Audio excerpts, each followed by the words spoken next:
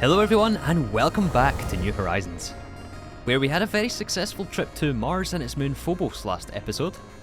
We used our brand new Tier 2 rocket to reach both destinations and set up the multi-block ore drill to excavate lots of different resources from these planets. And we got access to things like tungstate and scheelite, titanium and uranium. And in total we returned with around 9 full compressed chests worth of resources, some of which we've already started to process during the latest livestream. But it's safe to say we are going to need a lot of resources for today's objective. Applied Energistics, it's finally time to digitize our storage. I am really looking forward to this one, and speaking of storage, we're actually going to be building another storage room underneath the control room. Oh yeah, there is a lot to do this episode. But there's also been some changes around the base, so before we get started, let's do a little recap of all the new additions.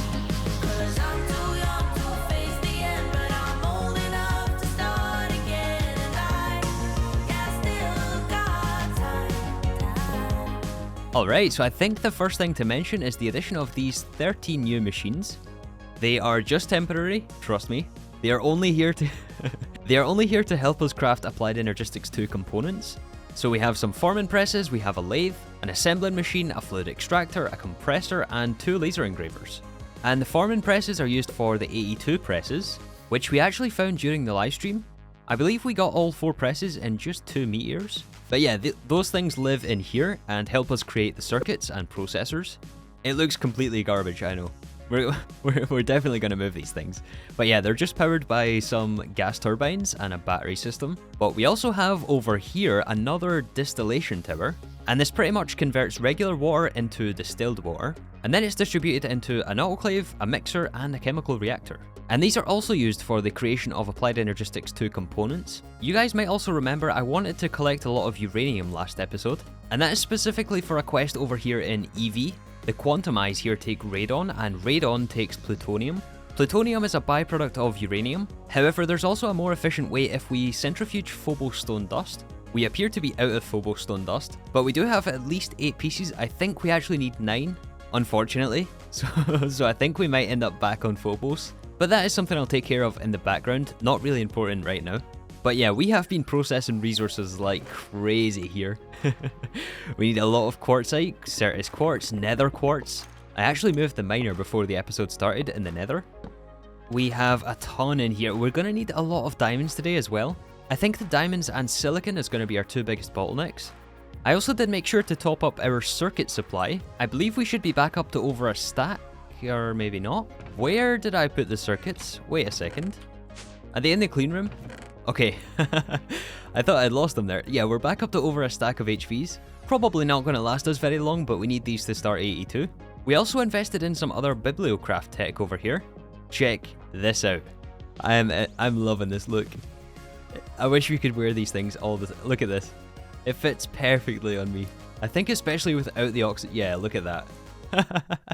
Anyways, we have a lot to get into today, so I think the best course of action would be to actually follow the quests. Let's unlock Applied Energistics.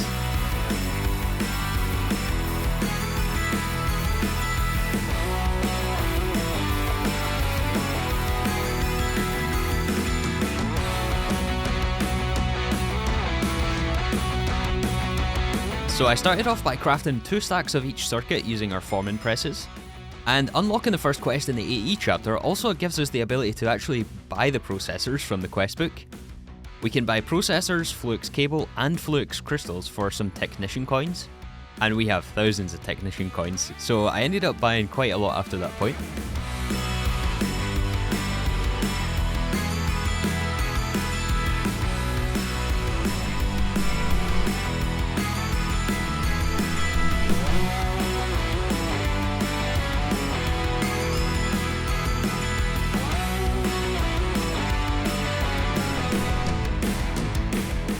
Then, after many more hours of crafting, I made up some ULV circuits, and also converted more of our gold into item processors, which is what we need for storage components. I used some of our HV circuits and Fluix to craft up some energy cells for energy storage in our network. Then, using some sand and various forms of quartz, we can make up the quartz seeds. We can put those through the autoclave with some distilled water, and we get pure nether, pure Certus, and pure Fluix crystals, unlocking the quest and also enabling us to craft the energy acceptor. That also allows us to pick up the annihilation and formation cores, and then combine that with some titanium and EV machine casings for the first 8 interfaces. Crafting the interfaces also enables us to pick up the interface terminal, and after picking up some more illuminated panels, we can craft the regular terminals, and turn one of those into the crafting terminal. Whole bunch of fireworks, but another quest. And one of the most important parts of any network is the controller. We managed to craft 9. And then finally, using the item components, we crafted up some storage cells, both the 4Ks and the 1Ks. And we can combine those with some storage housings for the storage disks. And I would say we're pretty well prepared to start AE2. Alright, here we go. That was a pretty accelerated unlock of Applied Energistics, right? Yeah, I'm just itching to get into this mod. I wanted to distill this straight down into the fun here. So I think we're basically at the point where we can start to put all this stuff together. We have some storage cells. I actually wanted to craft the 4K or the 16Ks, but that's not quite possible at the moment because the item processor tier 2 takes an EV laser engraver, and this thing takes the quantum eyes with radon. So it seems that Greg has foiled our plans, but not to worry. We should still have all we need to start our first little basic network. And as per the original plan, it is going to go outside here in the middle of the valley. Our controller is at absolutely zero risk right here. This place is 100% mob proof. Yeah, so there's many different ways you can wire an AE controller. I was originally planning to go the 5x5 design, but I might actually expand that out to 7x7. Obviously, we don't have enough controllers or enough power, which is the next thing we have to look at. We don't have enough controllers or power to make that happen right now, but we definitely should make that decision early on. And before we get started, there's actually one more thing I missed here, the P2P Tunnels. This is an interesting recipe, Fluix, Certus, and a processor. Oh, Greg. Don't you just love when you put a plate on the side of the machine when you're trying to access the GUI? I mean, hey, it looks pretty cool, but not exactly what we wanted right now. Give me the titanium back, thank you. Oh yeah, and I'm going to assume that most of you guys know what Applied Energistics is. In short, it's a logistics mod which allows us to do full automation around the base. We can send things like items, fluid, energy, redstone, logic, even light levels actually, across dimensions or pretty much anywhere in our base. So it's very, very powerful, and it's also nighttime again. Don't worry, don't even worry about it. Okay, so this whole system starts with the controller, of course. This is where we get the channels from, and every device you plug into your AE network takes one channel. So the interfaces, for example, they all take a channel. Even things like if we plug in the crafting terminal, that also takes a channel. The regular Fluix glass cable here can handle 8 channels through it. And then there's also dense cable, which I haven't made yet, look at that. HV circuit for 4? Yeah, it's a bit expensive right now, so we can't wire this the way we want it, but it's going to be a very slow upgrade process. And this is something we're going to be modifying probably like every episode, more or less. But the principles stay the same. And in fact, what we're going to do is have 2 different controllers. The one above is going to be our main network, and the one below is going to be the sub-network. So each controller face outputs 32 channels. Eventually, these are all going to be connected together, right? It's just that we don't have the power to do that. In fact, I might actually move them closer together. Yeah, we can forget these ones on the outside. We are going to place P2Ps on each face of the controller. So we're given 32 channels to each of these P2Ps. And then we connect these over to the sub-network, which is this controller down here. Eventually, this is going to be a 3x3. Yeah, it's going to look a little asymmetrical right now until we get the rest of the controllers to fill out this ring. But then from the sub-network, this is the wire we want to send to all of our machinery and terminals, etc. And right now, we're also going to establish the standard that all AE connections are going to be on the left, and all power connections are going to be on the right. I mean, I guess if you're looking at it this way, it's backwards, but we're going to keep it all on the left from the controller, right? So AE would go down this channel, power would go down this channel eventually. And this thing we're going to run all the way down. Eventually, it's going to go in all 4 directions. And also, this is going to be swapped out with the dense cable to give us more channel throughput. And actually, that reminds me, we do need to buy more cable. Okay, so now we've hit a bit of a wall, right? But I have a plan. And it's always cool to be able to say that, because I didn't for the very longest time. But I spent a couple of hours in the creative copy of the world designing the room behind us, which is certainly something we're going to build today. It's going to be awesome, I can't wait to show you guys that thing. So yeah, I'm not sure about the long-term position of these energy cells, but I think for now we're just gonna like stick them on top of the controller. It doesn't really matter too much. This basically provides an extra energy buffer. And if you're wondering about the dense one, this is an LUV circuit. But yeah, at this point, we're gonna put the terminals up front here. Crafting terminal and interface terminal. Interface terminal always on the right-hand side. Crafting terminal in the middle and the pattern terminal on the left, which we don't have. But eventually that's gonna go here. Let me know your guys' terminal configurations in the comments. I know this is a very divisive subject here. However, before we can start to turn this thing on, we do have to give it power. I've run the wire from the terminals down to the controller down here. This wire's not going to stay here. But yes, power. How are we going to provide energy to this thing? That isn't a super easy question to answer, but Thaumcraft actually might have a solution for us. So do you guys remember those eggs we found on Mars last episode?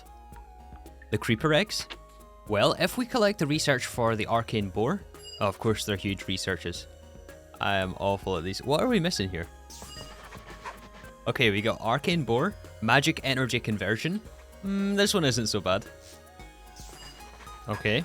Ah yes, this is what we're looking for, the magic energy absorbers. There's also converters, but we want the absorption version. Oh, and I'm not actually sure if we're going to be able to craft this thing. I'm not 100% sure in the recipe since it's hidden until we have the research unlocked. So this will do the trick for us, but whether or not we can actually get it is a different story. Okay, I unlocked the research. This should reveal the recipe. Void metal. We have not made void metal yet. Also a field generator at HV. How difficult is that?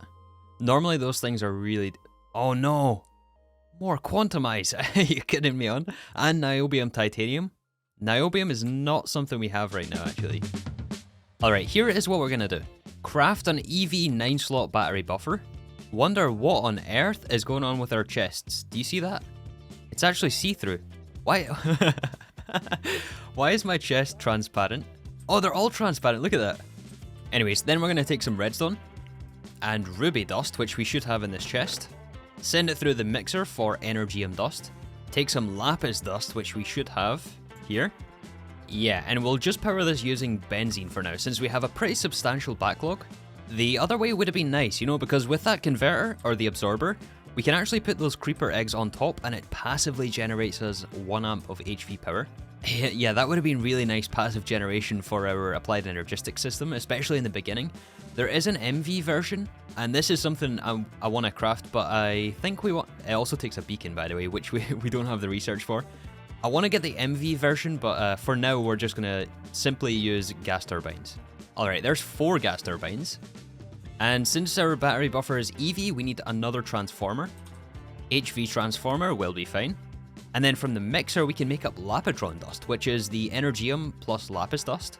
And this stuff we can turn into EV batteries. We need to send it through an autoclave though, and that's currently processing tungstate. I think I actually stole this one, which used to sit here. So we're going to steal it back for the time being. And the autoclave has to be run with energetic alloy or vibrant alloy. I think we have some more in here, yeah.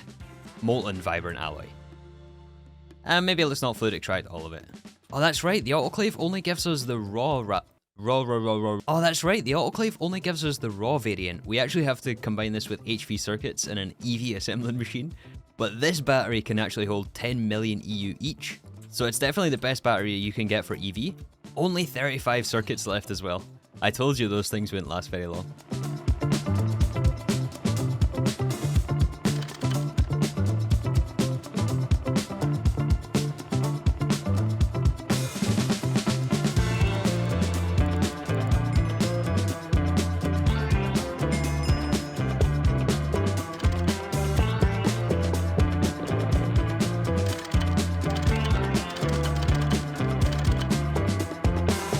Alright guys, in theory, this should work. So what we have here is the 4 gas turbines hooked up via a blue alloy cable into a transformer. It's backup time, just in case. Oh, the transformers are so nerve-wracking. Since we're transforming up to EV, that goes into a battery buffer. This is going to hold the lapitrons. And then from the lapitrons, we have 16x aluminium cable into the energy acceptor. And that should power the AE system, and it's going to send the power down to the energy cells, which we have down on the controller. Those can technically be anywhere on the network. Okay, I think we just have to connect all these together. And this is just to get us started. Eventually, in the next couple of episodes, we're going to be centralizing power. Well, I'm not sure exactly when, but eventually we'll have centralized power distribution, production, and storage. And we do have a few tanks of benzene that are full here. One of them is going to be connected to these gas turbines.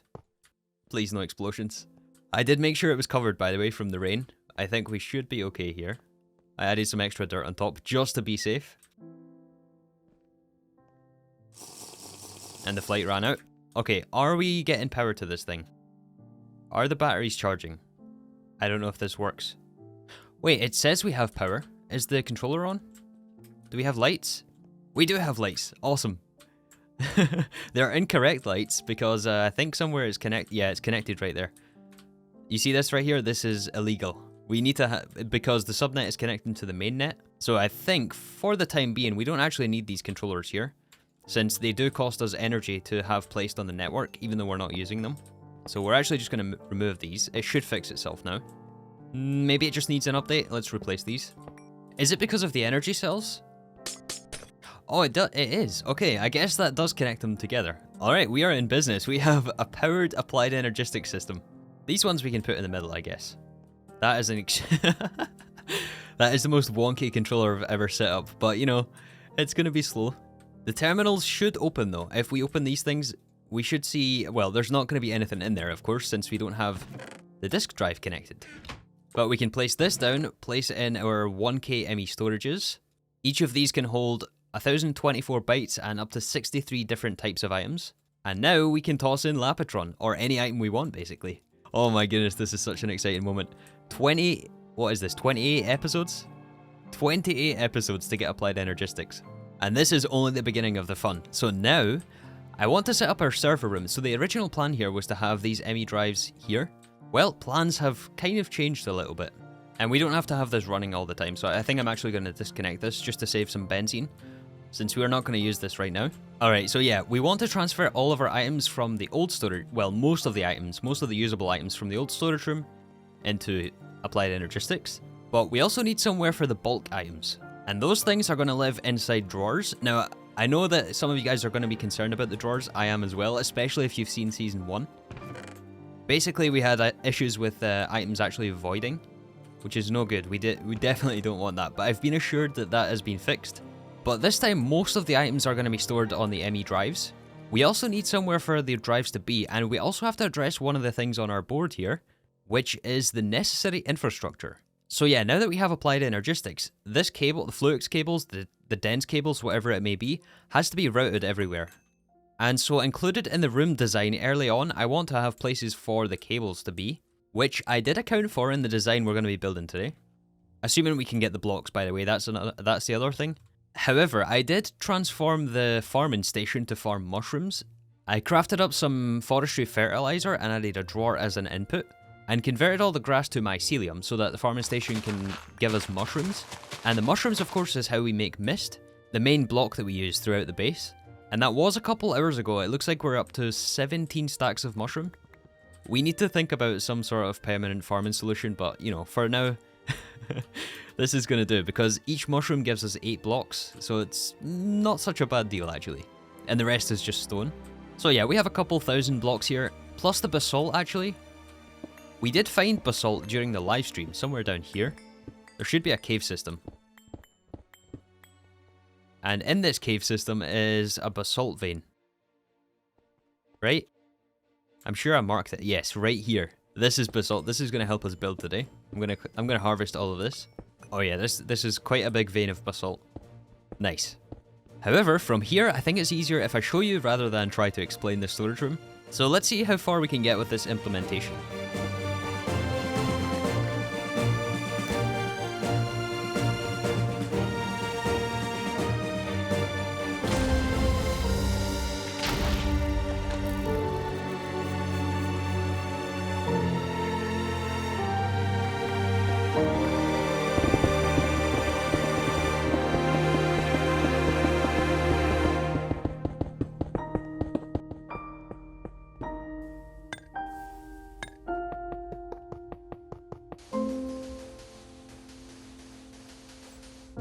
Well, everyone, 3 has been on the grind. This was a project and a half. Welcome to our new server and storage hub. Yeah, let's make sure we can fly. Take out the fishing zombie. But yeah, look at this. I'm so excited to share with you this build. And it came out way better than I thought it would. I mean, I said I developed it in creative, but nowhere near this fleshed out. I had the basic shape. So pretty much I started from above and dug these shapes from the walkways, the negative space, all the way down. And then from there, it all kind of just fell into place. And I've been busy tinkering away with this thing for hours.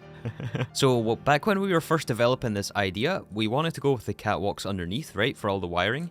And I've taken that to the extreme with this build. So we have our AE connection, which goes on the left-hand side.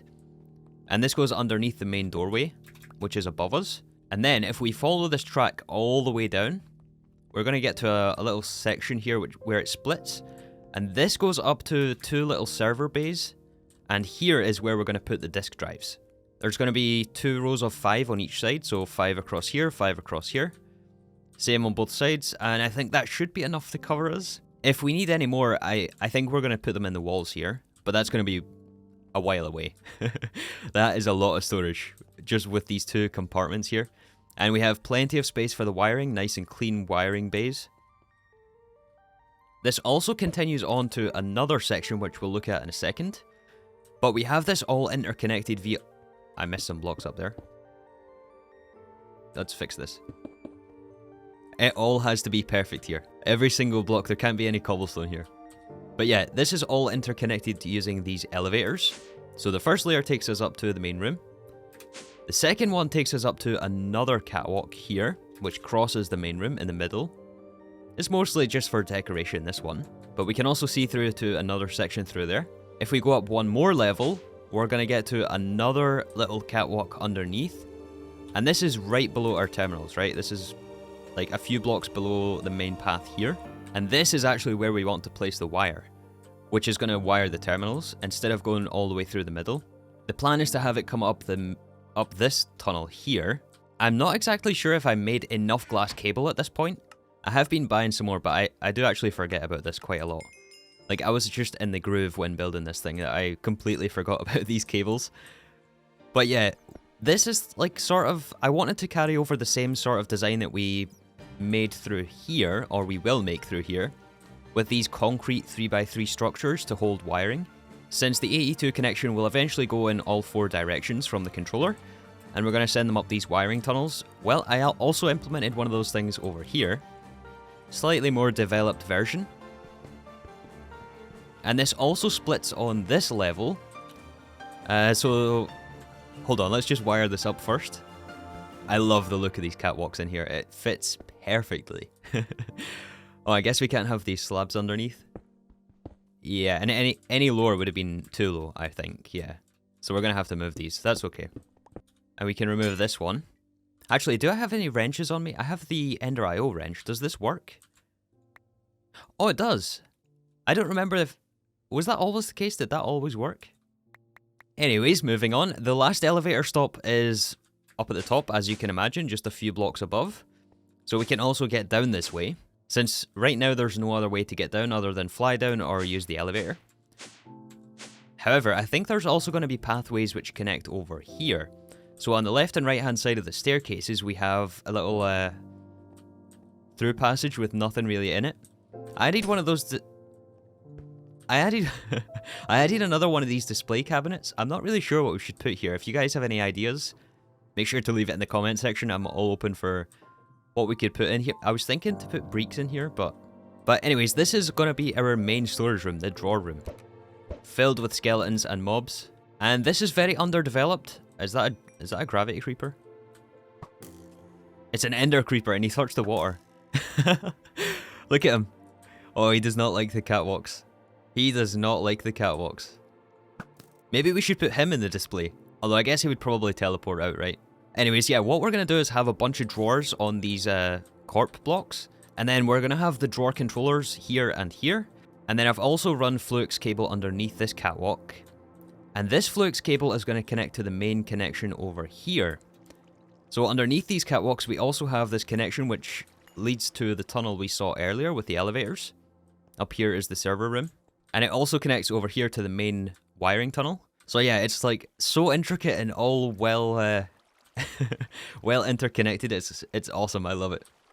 And then just for fun, I added some water features. We might change this out with a different fluid later, but you know, just to have something a little bit different. I'm liking this a lot. I'm really liking this a lot. There's one thing I'm not so sure about though, and that is these murals, I guess. Is it a mural? I don't know what to call these things. I tried it out in green, which actually I think I like a little more than purple.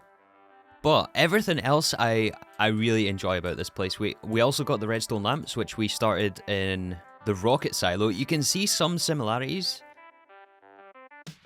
Building is not all I've been doing though. Ever since we gathered that basalt, that was around 610 hours played, I believe.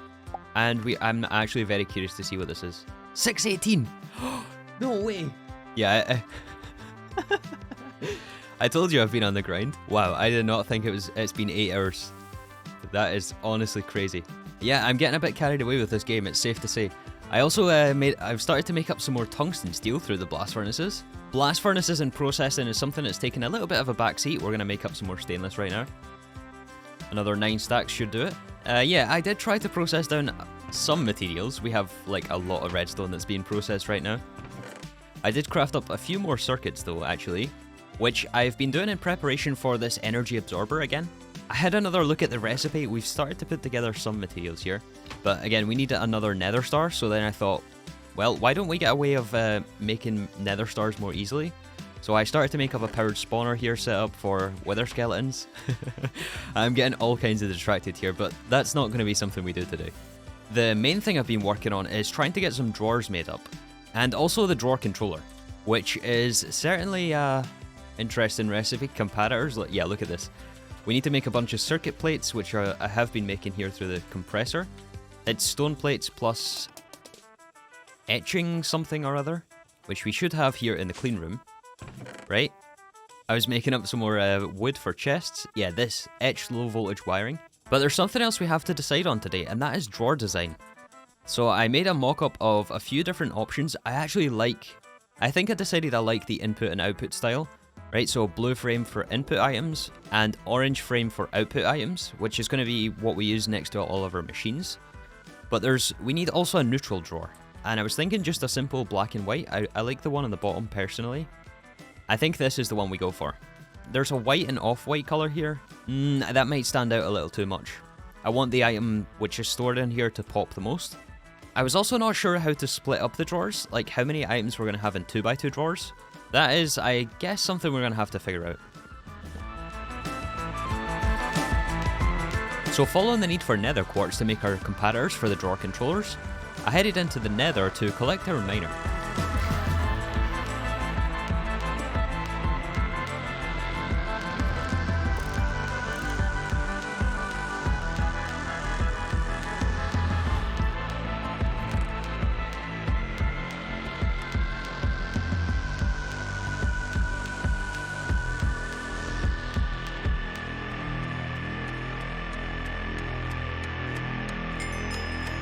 And there it is, the first 18 drawer controllers, which is a little bit overkill.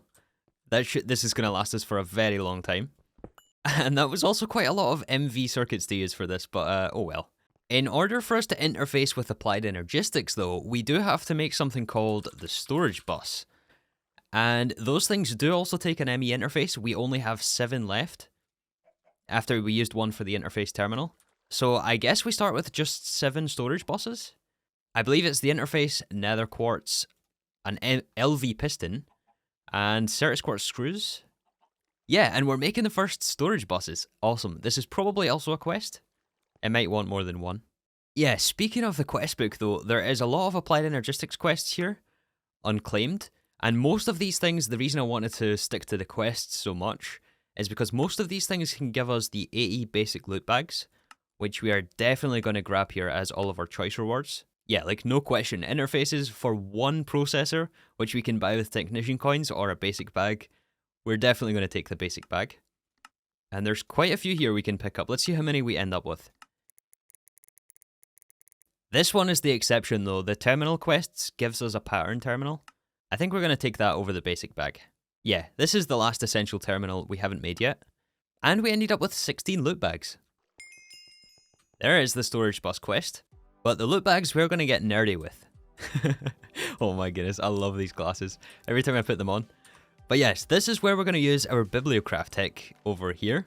So during the live stream, I did actually bank our XP in this experience obelisk.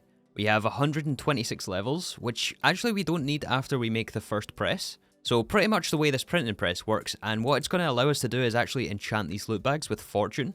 And fortune on the loot bags actually increases the loot table. You can see here there's a recipe with a fortune 3 book, an item processor, which we should have some more of. Not in this chest. I think it's actually in the other one. Man, wouldn't it be great if we had a all-in-one storage solution? That would be excellent, right? Where we could keep everything at once. Oh, there's more circuits in here. Nice. So, I've already made a few Fortune 3 books. Let's open the first ones, just before we make any more.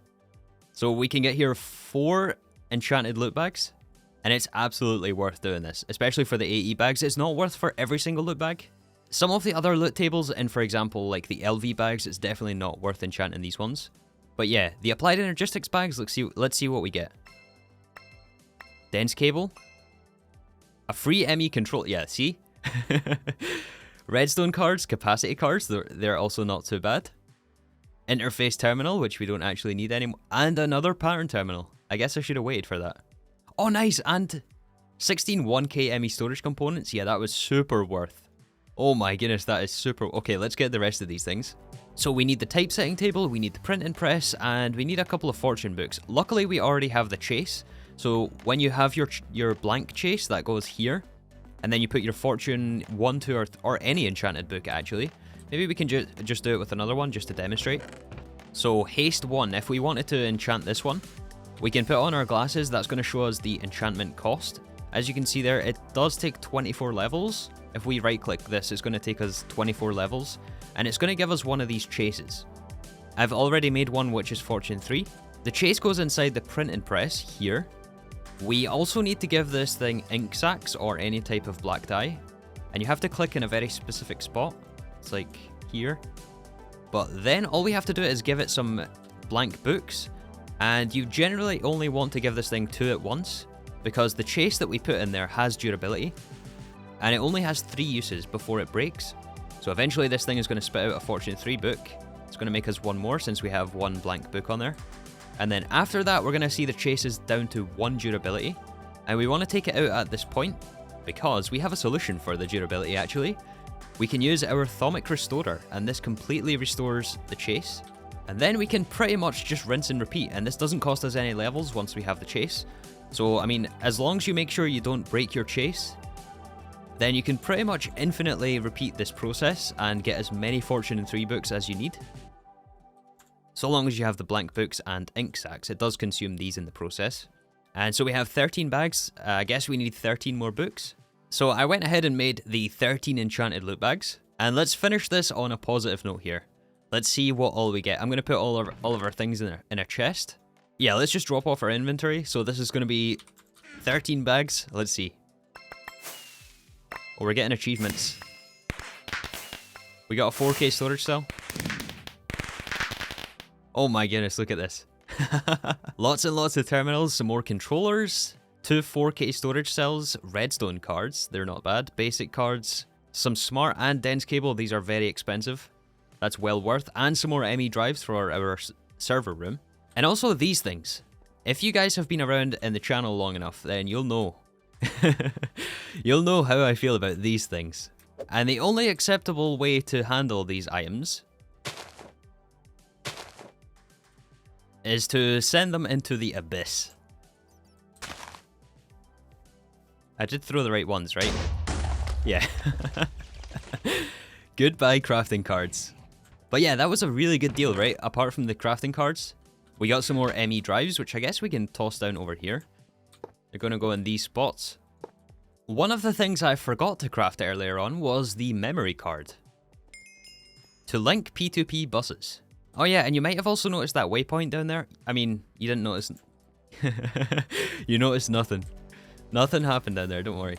Yeah, that was when I was building. But anyways, to link the P2P networks, that is something else I forgot to do earlier, actually.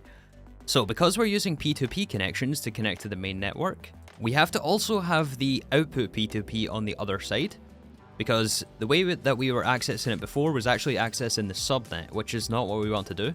We want all the channels to come from these mainnet controllers. So this is probably going to change quite frequently. But for the moment, since we don't have too many connections, what we're going to do is, right around here where it all splits off, we are going to put another P2P connection. And then from that, we're going to connect some dense cable, which we got from our loot bags. And dense cable, compared to the glass cable, can handle 32 channels. And then this we can connect, oh, that's the wrong spot. This we can connect over to all of the Emmy Drives. I believe this is 3 channels, so it should be enough to handle on this glass cable. And just by connecting one of these, it should send the channels through all the rest of the devices. And then it's also going to continue up here. Maybe we actually extend the dense cable, at least to this split here. Yeah, we'll do like that for now. However, if we turn on the network again, we get this going. Oh, you know what? This isn't actually going to light up anymore because we put a P2P connection. Yeah, so I guess one thing to mention about the P2Ps is they only send in one direction. So it doesn't send power past this point. That's not something I actually thought about here. But we should be able to fix that with the use of quartz fiber. And since we're here crafting some stuff, I'm also going to make up a toggle bus, which is a level emitter plus 2 glass cable. So first of all, for the moment, we can fix the power issue just by sending some quartz fiber, which can allow you to send power but not channels through this connection. So by connecting these two networks together, we're effectively plugging the subnet here into the mainnet. It's a little difficult to explain, but we should now see power in our controller, which we do. And then I suppose we also have to do the same thing on the controller here, since we're powering it backwards. We also need a piece of quartz fiber, I guess here, which connects to this line. So we don't want the channels to be sent here. We only want the channels to go through the P2Ps. So doing this should light up the controllers.